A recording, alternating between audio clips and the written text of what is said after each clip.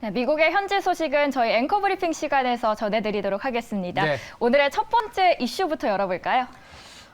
지난주 옵션 만기일부터 한번 얘기를 들어볼까요? 사실 지난주에는 뭐 엄청난 이벤트들이 있었죠. 미국의 물가, 그리고 FOMC, 그리고 금요일에는 미국의 옵션 만기일이었다고 하더라고요.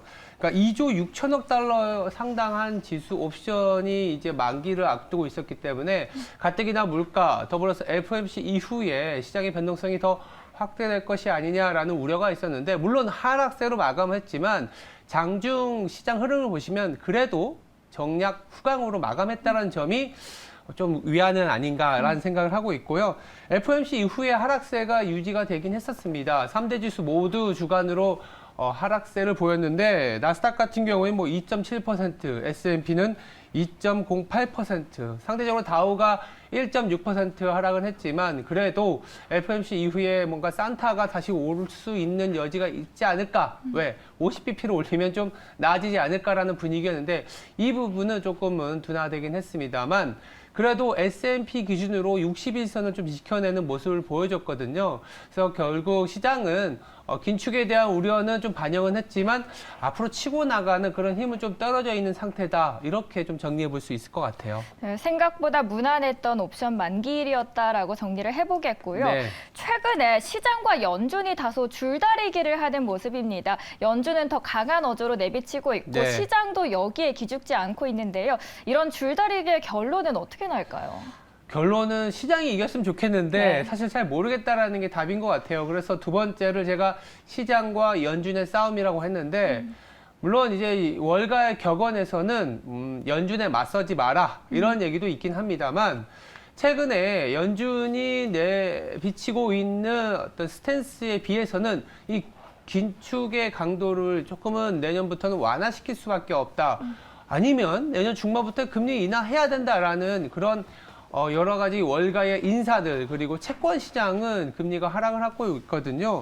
잘 아시는 제레미 시겔 교수 같은 경우에는 연준은 지금 실수 중이다. 지난해에는 물가가 일시적이라고 오판을 하더니 이번에는 물가가 인플레는 이미 잡혔는데도 계속 긴축을 하고 있다. 이렇게 얘기를 하고 계시기도 하고요. 그리고 잘 알고 있는 비앙코 리서치 대표도 패드에 대해 여러 차례 잘못 판단하고 있다. 지금 긴축을 계속할 게 아니라 금리를 내려야 되는 상황이다까지 얘기를 하고 있는 상황이라서 시장과 연준의 줄다리기는 조금 더 이어지지 않을까. 이 자체가 사실은 시장이 방향성이 뚜렷하지 않음을 증명하는 부분인데요. 그래도 이런 얘기도 있더라고요. 2년물이, 미국 2년물이 지금 4%가 넘은 수준이기 때문에 2년물이 4%게 되면 글로벌 유동성들이 이 4%의 일드는 충분히 높은 수준이다라고 하면서 미국의 채권을 사기 시작했어요. 그 말은 뭐냐면 물론 긴축이라는 어떤 우려는 여전히 내년 초까지도 있긴 하겠지만 금리 시장만큼은 선반영 그리고 수급으로 인해서 더 위로 올라가면서 시장을 괴롭히는 뉴스는 아닐 것이다 정도가 최근에 컨센서스로 모아지고 있고 이 부분은 뭐냐면 결국 5%로 가든 5.25%로 가든 기준금리에 대한 최종금리는 이미 반영을 했고 매크로 노이즈는 이제는 조금은 지나가고 있는 거 아니냐. 좀 힘든 구간이 그래도 올해 내내 긴축이라는 악재가 있었지만 드디어 이젠 좀 지나가는 거 아니냐라는 정도로 해석을 하고 있다라고 보시면 될 것 같습니다. 이 줄다리의 끝에 승자가 시장이었으면 좋겠지만 저희 끝까지 함께 지켜보도록 하겠습니다. 네.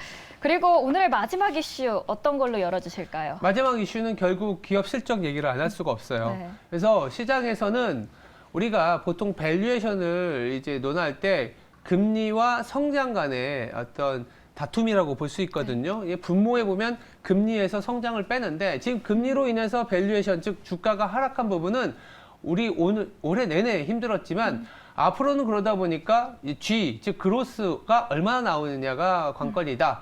즉 이제 기업 실적을 잘 찾아봐야 된다라는 부분인데 공교롭게도 이번 주에 나이키, 페덱스 그리고 마이크론까지 실적 발표를 앞두고 있습니다.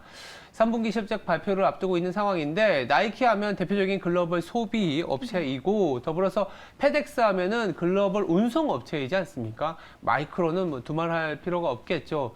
그래서 이 기업들이 실적이 얼마나 잘 나오는지 보다 중요한 거는 앞으로 4분기 내년에 대한 실적 가이던스를 시장의 예상에 충족을 하는지 여부가 이번 주 그리고 남은 산타 랠리의 가능성을 좀 되살릴 수 있는 그런 이벤트가 될 것 같은데 이제 매일 나오다 보니까요. 조금은 시장은 당장은 이제 뭐랄까요? 엎치락뒤치락 하면서 방향성 없는 모습을 보여줄 수 있을 것 같긴 합니다만 이런 기업들의 실적 그 안에서의 코멘트를 이번 주는 잘 챙겨봐야 되는 주간이 되지 않겠냐 이렇게 생각하고 있습니다.